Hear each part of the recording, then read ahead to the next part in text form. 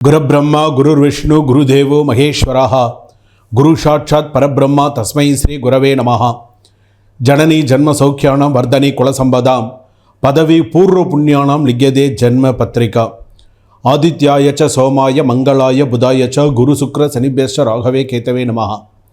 इष्ट देवता कुल देवता नक्षत्र देवता प्रार्थना देवता पारंपर्य देवता वंशा देवता माता पिता துணை கொண்டு குலதேவதா துணை கொண்டு நெக்ஸ்ட் ஜென் நேயர்கள் அனைவருக்கும் வணக்கம். நான் உங்கள் டாக்டர் வி ராஜ்குமார் சிவாச்சாரியார் பேசுகிறேன்.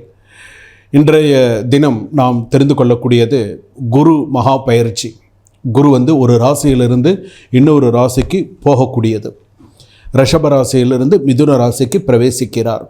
ஸோ இது எந்த நாளில் பிரவேசிக்கிறார், இந்த மாதிரி பிரவேசம் செய்யும் பொழுது மற்ற ராசிகளுக்கெல்லாம் என்னென்ன பலன்கள், மிதுன ராசிக்கு என்னென்ன பலன்கள் வரும் அப்படிங்கிறத நம்ம தெரிஞ்சுக்க போகிறோம். ஒவ்வொரு ராசியாக நம்ம வாசிக்கப்படுகிறது. இதில் பார்த்திங்க அப்படின்னு சொன்னால் விசுவாசு வருஷம் சித்திரை மாதம் 28ஆம் தேதி 11ஆம் தேதி 5ஆம் மாதம் 2025 ஞாயிற்றுக்கிழமை அன்று பகல் 1:20 கூடிய சுபயோக சுபதினத்திலே அந்த நேரத்திலே குரு பகவான் மிருகசீரிஷ நட்சத்திரம் 2ஆம் பாதம் ரிஷப ராசியிலிருந்து மிருகசீரிஷ நட்சத்திரம் 3ஆம் பாதம் மிதுன ராசிக்கு பிரவேசிக்கிறார். இது பார்த்திங்கன்னா குரு மகா பயிற்சி. ஸோ அப்போ இந்த குரு பயிற்சி அப்படின்னு சொல்லும்போது இந்த குரு மாற்றம், குரு பார்க்க கோடி புண்ணியம், குரு அருள் இல்லையே திருவருள் இல்லை. குரு ஜாதகத்தில் நன்னா இருந்தால் தான் புத்திர பாக்கியம், குரு நன்னா இருந்தால் தான் கல்யாண குரு பலன், கல்யாணம் கூடி வருது. முதல் திருமணமாக இருக்கட்டும், வாகரத்தாகி 2வது திருமணமாக இருக்கட்டும், சுபகாரியங்களாக இருக்கட்டும், புத்திர பேரு, சரியான நேரத்தில் ஒரு குழந்தை பிறக்கிற நேரங்கள், குழந்தை தாமதமாக இருக்குது, இதுக்கெல்லாம் பார்த்திங்கன்னா இந்த குரு பகவானுடைய பரிபூரண அருள் இருக்கணும். குரு பகவான் குரு பார்க்க கோடி புண்ணியம்னு நம்ம சொல்கிறோம் இல்லையா, அந்த குருவுடைய அருள் நமக்கு எப்போதுமே இருக்கணும். இதில் குரு பகவான் அப்படின்னு சொல்லும்போது எல்லாருக்குமே கொஞ்சம் கன்ஃபியூஸ் இருக்கும். என்னென்ன குரு பகவான்னு நம்ம தட்சிணாமூர்த்தி தான் நம்ம என்ன பண்ணுவோம், கோஷ்டத்தில் இருக்கக்கூடிய தட்சிணாமூர்த்தியில் நம்ம குரு பகவானுக்கு விளக்கு போடுறோம், குரு பகவான் சொல்லி கணக்கு. இதில் பார்த்திங்கன்னா 2 விஷயம் இருக்குது. முதல் விஷயம் என்ன அப்படின்னு கேட்டிங்கன்னா தென்முக கடவுள் அப்படின்னு சொல்லுவாங்க. குரு பகவான் தெற்க பார்க்க இருப்பார். தென்முக கடவுள் அப்படின்னு சொல்லுவார். தட்சிணாமூர்த்தி தெற்க பார்க்க இருப்பார்.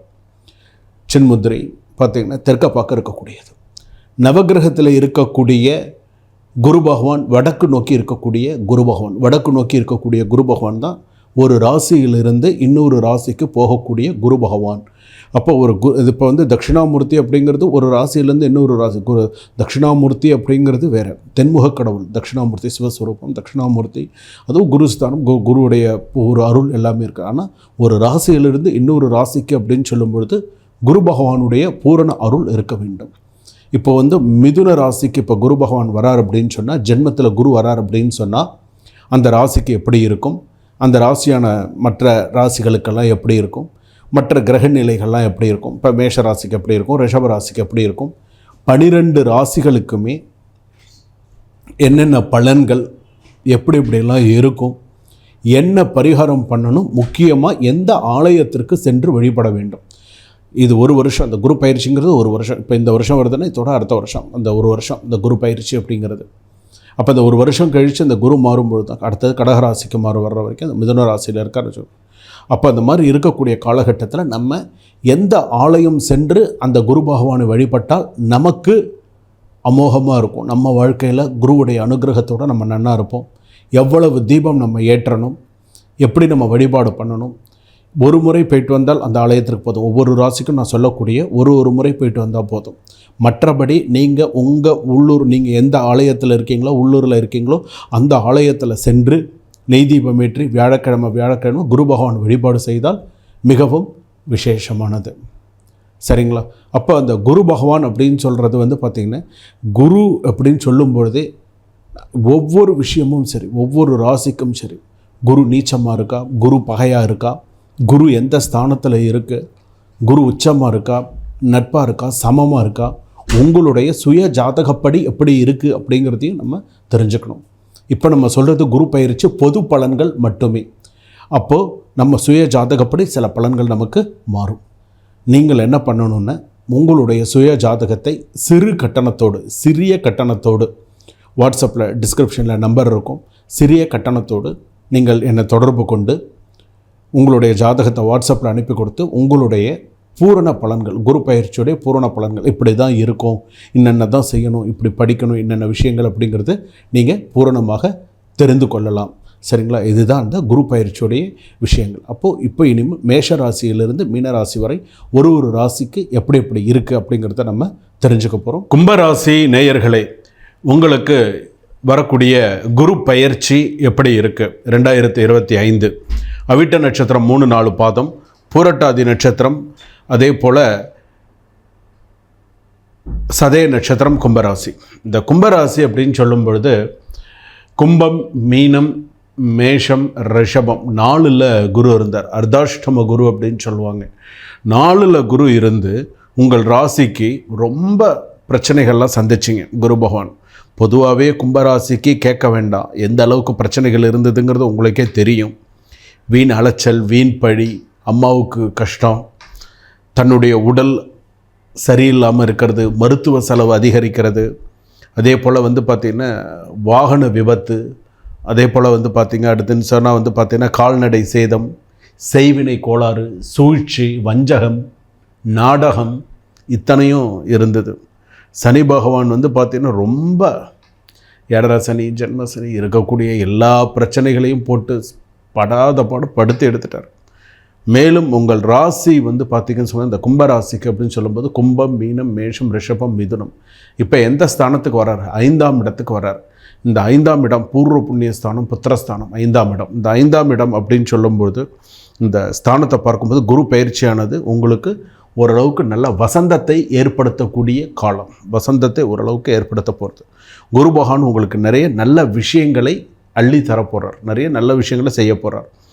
பற்பல வசதிகள் சேரும், நல்ல செய்திகள் சேரும், நல்ல விஷயங்கள் சேரும்.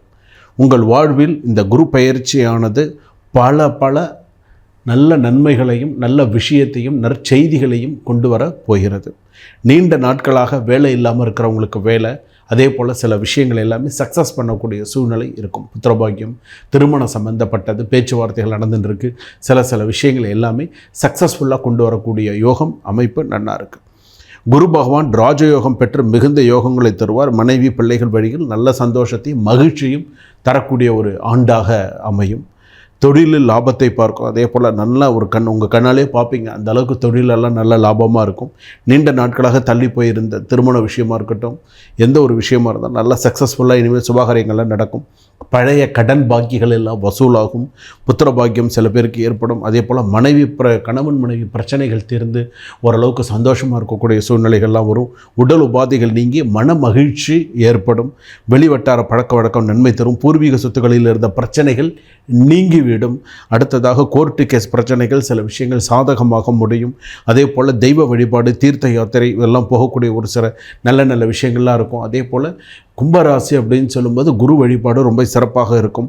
பழைய தொழிலில் இருந்த முடக்கம் நீங்க புதிய தொழிலை விருத்தி பண்ணுறது, இது எல்லாமே நன்னா அமோகமாக இருக்கும். நிறைய விற்பனைகள் அதிகமாக இருக்கும்.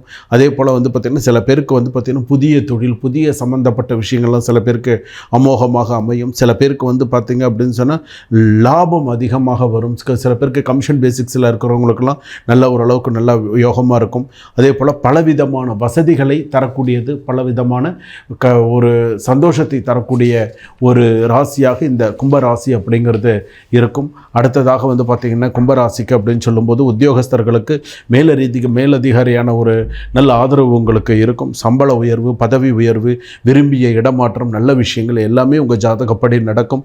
நீண்ட நாட்களாக கேட்டிருந்த சில விஷயங்கள் எல்லாம் இந்த வருஷத்தில் சில விஷயங்கள்லாம் நற்காரியங்கள்லாம் நடக்கும். பெண்களுக்காக எடுத்தோன்னா கணவர் உங்கள் மீது நல்ல பாசமாக நடந்து கொள்வார். நீங்கள் விரும்பியதெல்லாம் உங்களுக்கு வாங்கி கொடுக்கக்கூடிய விஷயங்கள் இருக்கும். மாமனார், நாத்தனார் இந்த மாதிரி இருக்கக்கூடிய சில உறவுகள் எல்லாமே உங்களுக்கு பார்த்திங்கன்னா திருப்திகரமாக இருக்கும். அதே போல் பார்த்திங்கன்னா வேலைக்கு செல்லும் பெண்களுக்கு நல்ல ஒரு மதிப்பை அளிக்கக்கூடியதாக இருக்கும். நீண்ட நாள் நல்ல அமோகமாக இருக்கும். நீண்ட நாள் எதிர்பார்த்த விஷயங்கள்லாம் சக்ஸஸ் ஆகும். புதுமனை புகழ்விழா, சில முக்கிய நிகழ்வுகள்லாம் நடத்தக்கூடிய ஒரு யோகம் அமைப்புகள் எல்லாம் இருக்கும். பொன்பொருள், ஆடை ஆபரண சேர்க்கை எல்லாமே ஜாதகத்தில் வரும். பொதுவாக கும்பராசி அப்படின்னு எடுத்தோம்னா அமோகமாக இருக்கும். மாணவர்களுக்கு பார்த்திங்கன்னா கல்வி முறையில் நல்லா படிப்பு நல்லா இருக்கும். நல்ல ஒரு புரிதல் இருக்கும். நல்ல ஒரு அமோகமாக இருக்கும். அதே போல் கலைஞர்களுக்கு பார்த்திங்கன்னா வெளிநாடு செல்லக்கூடிய ஒரு யோகம் உண்டு. புதிய விஷயங்கள் கண்டுபிடிக்கிறது, புதிய புதிய கிரியேட்டிவ் மைண்டுன்னு சொல்லுவாங்க, நிறைய நல்ல விஷயங்கள் நடக்கக்கூடிய வாய்ப்புகள் உண்டு.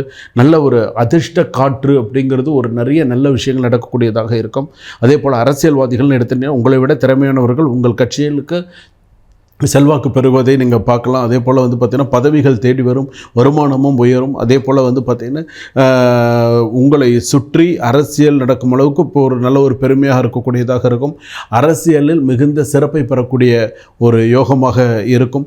விவசாயிகளுக்கு வந்து பார்த்திங்கன்னா கால்நடை விருத்தியாகும், விளைச்சல் நல்ல முறையில் இருக்கும், விவசாயிகள் ஓரளவுக்கு சமாளிச்சுட்டு போகக்கூடிய அளவுக்கு இருக்கும்.